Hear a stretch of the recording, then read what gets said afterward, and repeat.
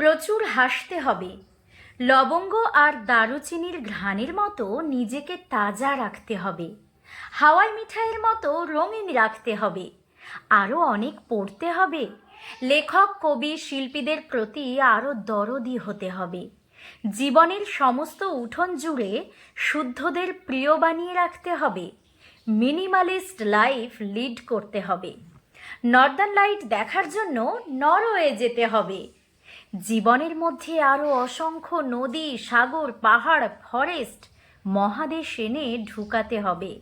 অল্পতেই দমে যায় যারা, তাদেরকে আরও সাহস দিতে হবে। মনোবল বাড়াতে সরল মানুষদের সুন্দর সুন্দর কমপ্লিমেন্টস দিতে হবে।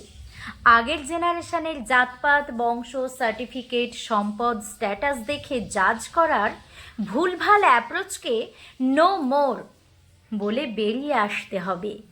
অনেক গাছ লাগাতে হবে, সবুজের যত্ন নিতে হবে, প্লাস্টিকের ইউজ কমাতে হবে। নদী আর সাগর ক্লিন রাখার জন্য সচেতনতা বাড়াতে হবে। দুনিয়া খুব সুন্দর করে আগামী প্রজন্মের জন্য গুছিয়ে রেখে যেতে হবে।